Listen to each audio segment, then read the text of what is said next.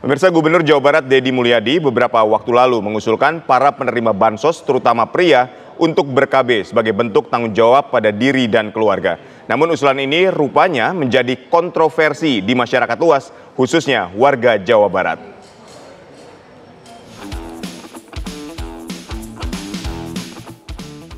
Keikutsertaan kepala keluarga dalam program Keluarga Berencana atau KB diusulkan Gubernur Jawa Barat Deddy Mulyadi sebagai syarat bagi warga yang ingin menerima bantuan-bantuan dari pemerintah Provinsi Jawa Barat. Ya, kontrasepsi permanen untuk pria alias vasektomi diusulkan bagi warganya yang ingin mendapatkan bantuan dari Pemprov, terutama bansos kelahiran, bansos listrik, beasiswa, dan jenis bantuan sosial lainnya. Hal itu disampaikan Deddy sebagai satu usulan saat berkunjung ke Balai Kota Depok beberapa waktu lalu. Dari sisi tanggung jawab, ketika seseorang menikah, maka dia bertanggung jawab terhadap kehamilannya, kelahirannya, pendidikannya. Nah, kalau orang tidak punya kemampuan untuk membiayai kelahiran, membiayai kehamilan, membiayai pendidikan, ya jangan dulu ingin menjadi orang tua dong. Untuk itu, agar kelahirannya diatur dan angka kemiskinan turun, karena hari ini kan yang cenderung anaknya banyak itu cenderung miskin. Maka para penerima bantuan sosial, apakah nanti bantuan biaya kelahiran, bantuan rumah sakit, bantuan listrik, bantuan pangan non tunai, bantuan perumahan, bantuan tanah, ya saya harap bantuan beasiswa untuk anaknya, saya harapkan yang laki-lakinya loh, saya harapkan suaminya atau ayahnya yang ber-KB sebagai bentuk tanda tanggung jawab terhadap diri dan keluarganya. Jangan terus-terusan dibebankan pada perempuan. Deddy mengatakan upaya ini dilakukan untuk mengatur waktu kelahiran sehingga bisa menekan angka kemiskinan di Jawa Barat. Gubernur Jawa Barat itu juga menggarisbawahi bahwa vasektomi diusulkan agar para suami dapat bertanggung jawab dan tidak hanya membebani istri. Dari Depok, Jawa Barat, Meli Kasna, TV One mengabarkan. Pemirsa, Majelis Ulama Indonesia MUI Jawa Barat mengungkapkan usulan dari Gubernur Jawa Barat Deddy Mulyadi tentang vasektomi untuk pria penerima bantuan sosial atau bansos berseberangan dengan fatwa MUI. MUI sendiri sudah memiliki fatwa yang disahkan tahun 2012 bahwa hukum vasektomi adalah haram kecuali ada faktor kedaruratan yang ditunjang kondisi medis. MUI Jabar mengakui telah dimintai pandangan oleh dinas terkait mengenai rencana kebijakan vasektomi untuk pria penerima bansos. Pihaknya sudah melakukan diskusi di internal dan arahan dari MUI Pusat. Namun jika rencana kebijakan tersebut tetap dilakukan dan tidak menghiraukan fatwa dari MUI Jawa Barat, jika terjadi hal-hal yang tidak diinginkan maka di luar tanggung jawab MUI Jabar. Terlebih biaya vasektomi diketahui cukup mahal, tidak sesuai dengan bansos yang akan diberikan dalam program itu.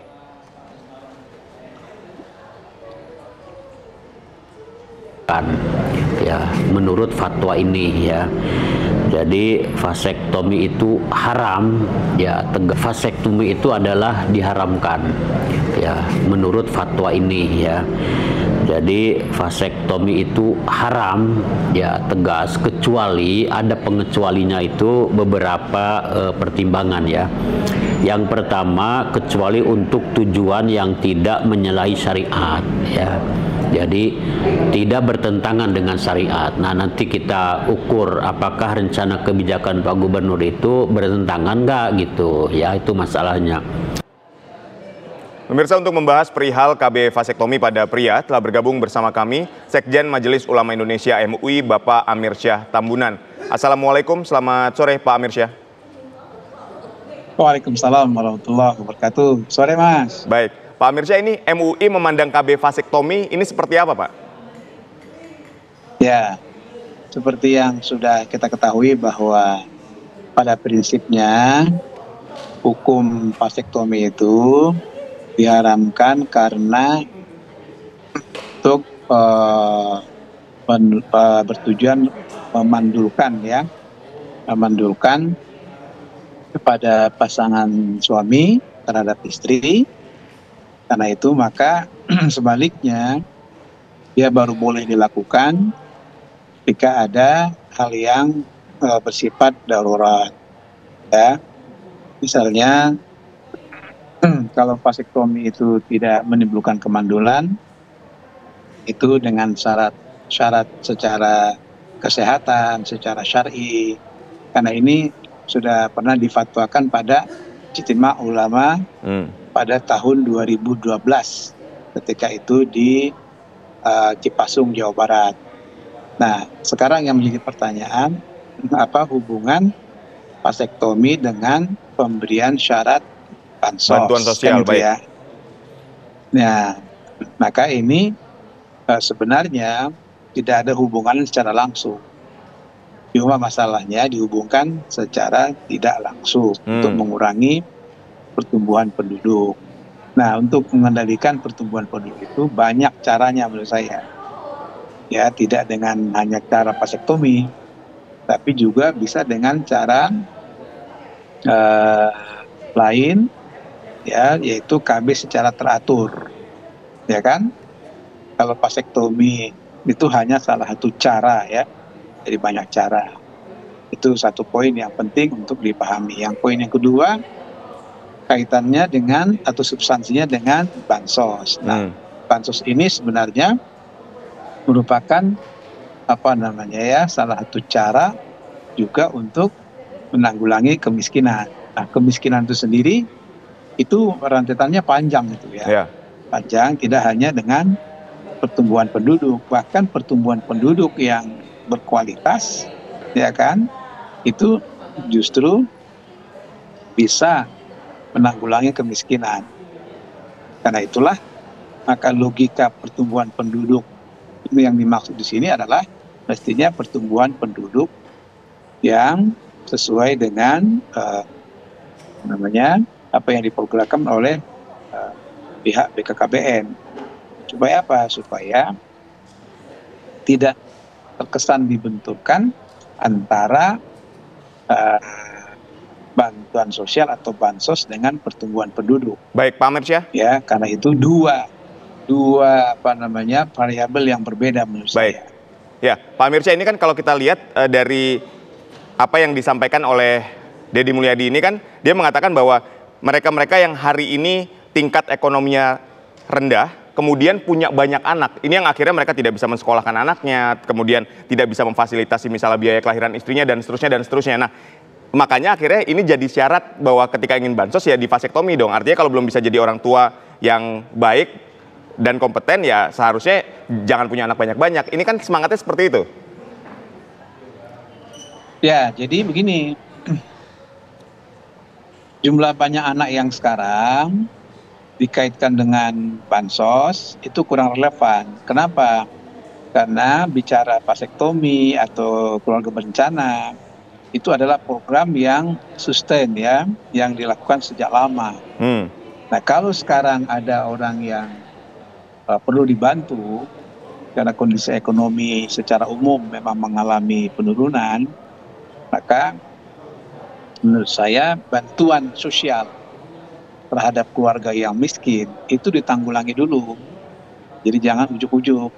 Ketika itu ditanggulangi dengan baik, ya, kemudian pertumbuhan ekonomi diperbaiki, ya, kualitas keluarga diperbaiki, maka ini solusi yang sangat cerdas, ya, untuk mengurai atau mengurangi angka kemiskinan. Ya, angka kemiskinan tinggi itu banyak faktor. Ya, tidak hanya faktor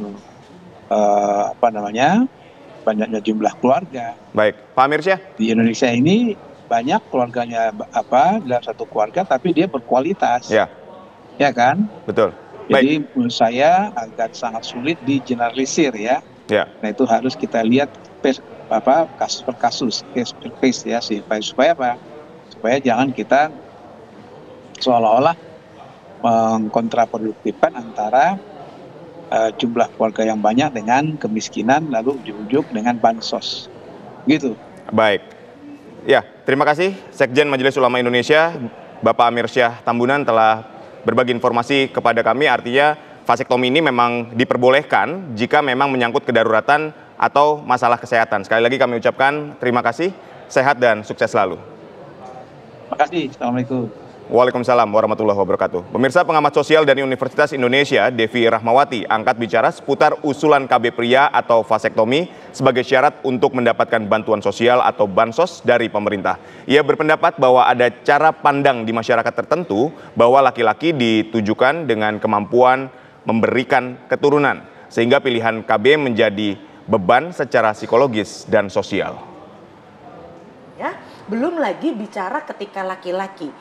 Ada cara pandang bahwa mohon maaf, kelaki-lakian itu ditunjukkannya salah satunya dengan mampu memberikan keturunan. Nah, ini tentu secara psikologis dan sosial ini memberikan beban tertentu pada para lelaki yang ketika dihadapkan pada pilihan, ayo kamu steril atau nggak dapat bantuan. Itu kan dua hal yang sebenarnya tidak perlu dipertentangkan gitu ya. Niat untuk mengembalikan sekali lagi itu luhur, bagus, mulia, tapi tinggal caranya. Nah, ini yang berhubung ini baru wacana, saya rasa kita masih punya waktu untuk kemudian merancang program yang betul-betul membuat masyarakat tanpa harus tanda kutip dipecut, diancam, disudutkan dan dipaksa.